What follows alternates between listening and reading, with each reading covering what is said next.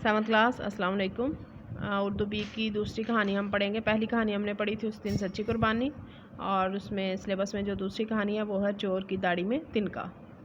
तो किसी कस्बे में एक अमीर आदमी रहता था जो कपड़े का कारोबार करता था। एक दिन काम से वापस आया और खाना खाकर मीठी नींद सो गया। सुबह बेदार हुआ, कपड़े पहने काम पर जाने लगा तो मालूम हुआ कि रात को किसी ने कुछ रकम उसकी जेब से निकाल लिया।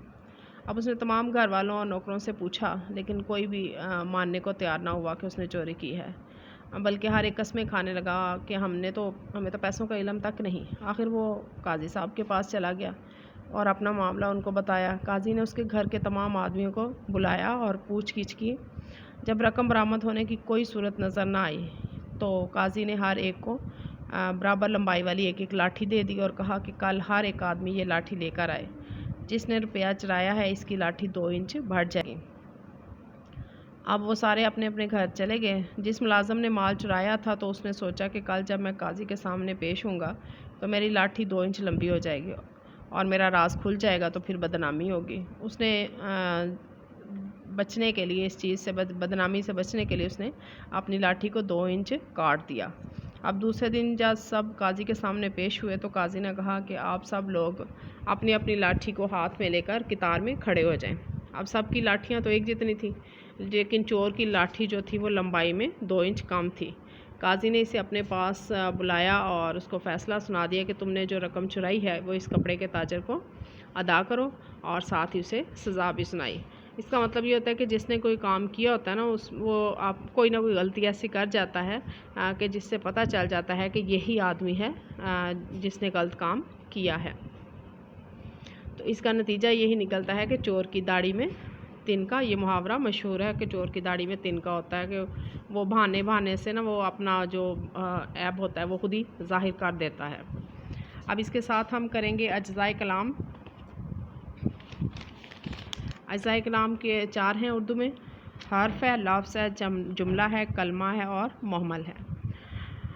तो ये आपने पहले भी इसकी डेफिनेशंस कर ली हुई हैं। अब रिवीजन में आपने इनको अच्छे तरीके से याद करना है। हर्फ जो होता है वो किसी ज़बान के सौती यानी सौत कहते हैं ना आवाज़ को, तो सौती जुज़ को हर्फ कहा जाता है। जैसे हमारी उर्दू ज़ुबान है, इसके जो अलिफ, बे, पे, ते ये सारे अलग अलग हर्फ कहलाएंगे, और अगर इनको ज़्यादा को जमा करेंगे तो ये हरूफ बन जाएंगे। इसके बाद आता है लफ्ज़। जब मुख्तलिफ़ हरूफ आपस में मिलते हैं तो वो लफ्ज़ बनते हैं। जैसे है मुसलमान है तो मुसलमान में कितने हरूफ आते हैं? मीम, सीन, लाम, मीम, अलिफ और नून। ये हरूफ मिले तो लफ्ज़ बन गया। तो अगर हरूफ को इकट्ठा लिखा जाए या मिलाकर पढ़ा जाए तो लफ्ज़ बन जाता है। इसके बाद है जुमला। जब मुख्तलिफ़ अल्फाज मिलते हैं तो वो जुमला बन जाता है। तो जुमले का जो तारीफ़ होगी वो ये होगी, ग्रामर की ज़बान में अल्फाज का ऐसा मजमुआ जिसका मतलब पूरी तरह समझ में आ जाए उसे जुमला कहते हैं। जैसे है हम सब खुदा के बंदे हैं। अब इसमें एक लफ्ज़ है हम, दूसरा है सब, तीसरा है खुदा, चौथा लफ्ज़ है इसमें के, पाँचवा है बंदे और छठा है हैं। तो ये 6 अल्फाज मिलकर जुमला बन गया एक। इसके बाद अगली किस्म है इसकी कलमा और मुहम्मल।